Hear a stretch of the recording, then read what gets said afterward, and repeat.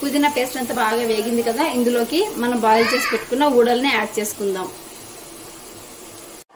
ఈ మిశ్రమాన్ని లో ఫ్లేమ్ లో పెట్టుకుని బాగా మిక్స్ చేసుకోవాలి. ఈ ఫ్లేవర్ అంతా రైస్ కి బాగా పట్టాలి. కనీసం 10 to 15 మినిట్స్ లో ఫ్లేమ్ లో పెట్టుకుని బాగా మిక్స్ చేసుకుంటూ కుక్ చేసుకుందాం. చూడండి, రైస్ కి ఫ్లేవర్ అంతా బాగా పట్టింది కదా. 10 మినిట్స్ బాగా కుక్ చేసుకున్నాము. ఇప్పుడు స్టవ్ ఆఫ్ చేసుకుని ప్లేట్ లో సర్వ్ చేసుకుందాం. ఊడలతో పుదీనా రైస్ రెడీ. రైతా ప్రిపేర్ చేసుకోవడానికి ముందుగా ఒక కప్ లో ఇలా కర్డ్ తీసుకోవాలి. ఈ కర్డ్ లోకి సన్నగా తరిగి పెట్టుకున్న ఆనియన్స్, అలాగే సన్నగా తరిగి పెట్టుకున్న టమాటోస్, సన్నగా చాప్ చేసి పెట్టుకున్న కీరా, అలాగే సన్నగా తరిగి పెట్టుకున్న క్యారెట్ యాడ్ చేసుకుందాము. గార్నిష్ కోసం కొంచెం కొత్తిమీర యాడ్ చేసుకుందాము. రుచికి సరిపడా సాల్ట్ యాడ్ చేసుకోండి, అలాగే కొంచెం పెప్పర్ పౌడర్. ఇవన్నీ వేసి బాగా మిక్స్ చేసుకోవాలి. చూడండి, రైతా రెడీ. ఇప్పుడు పొటాటో క్యాబేజ్ ప్యాటీస్ ఎలా చేయాలో చూద్దాము. పొటాటో క్యాబేజ్ ప్యాటీస్ చేసుకోవడానికి ముందుగా ఒక బౌల్లో పొటాటోస్ తీసుకున్నాము.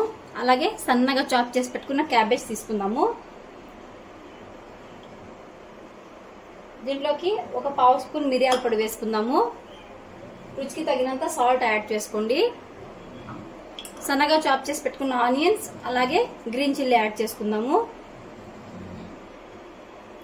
ఈ మిశ్రమంలోకి ఒక 2 స్పూన్స్ కార్న్ ఫ్లోర్ యాడ్ చేసుకోండి.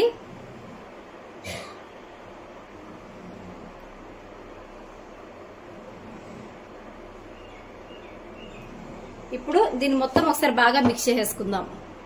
పిండిని బాగా మిక్స్ చేసుకున్నాం కదా. ఇప్పుడు ప్యాటీస్ వేసుకుందాము. స్టవ్ ఆన్ చేసుకొని ముందుగా కడాయి పెట్టుకోవాలి. ప్యాటీస్ చేసుకోవడానికి స్టవ్ ఆన్ చేసుకుని కడాయి పెట్టుకున్నాం కదా. దీంట్లోకి కొంచెం ఆయిల్ యాడ్ చేసుకుందాము.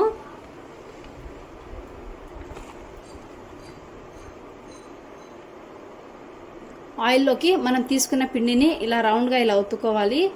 ఇలా ప్యాటీస్ లాగా చేసుకొని ఈ ప్యాటీస్ ని ఒక్కొక్కటిగా వేసుకుందాం. ఇలా ప్యాటీస్ అన్ని వేసుకున్నాం కదా. మీడియం ఫ్లేమ్ లో కాల్చుకోవాలి. ఒక పక్క కాలిన తర్వాత మళ్ళీ ఇంకో పక్కకు షిఫ్ట్ చేసుకుందాం. పొటాటో ప్యాటీస్ ఒక పక్క బాగా కాలాయి కదా, ఇంకో పక్కకు తిప్పుకొని కాల్చుకుందాం. ఇలా ఈ పక్కకి ఆ పక్కకి షిఫ్ట్ చేసుకుంటూ తిప్పుకుంటూ కాల్చుకోవాలి. క్రిస్పీగా రావాలండి. గోల్డెన్ బ్రౌన్ కలర్ వచ్చి క్రిస్పీగా వచ్చేంత వరకు నిదానంగా మీడియం ఫ్లేమ్ లో పెట్టి ఇలా కాల్చుకోండి. ప్యాటీస్ రెండు పక్కల బాగా గోల్డెన్ బ్రౌన్ కలర్ వచ్చేలా కాగాయి.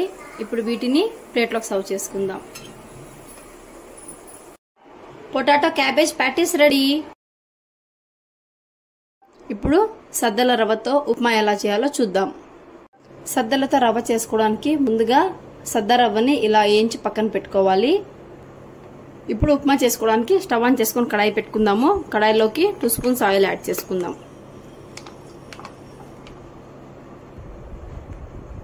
ఆయిల్ వేడెక్కింది. ఆయిల్లోకి కొంచెం ఆవాలు, జీలకర్ర వేసుకుందాము. అలాగే కొంచెము శనగపప్పు, 1 స్పూన్ మినపప్పును కూడా యాడ్ చేసుకుందాం.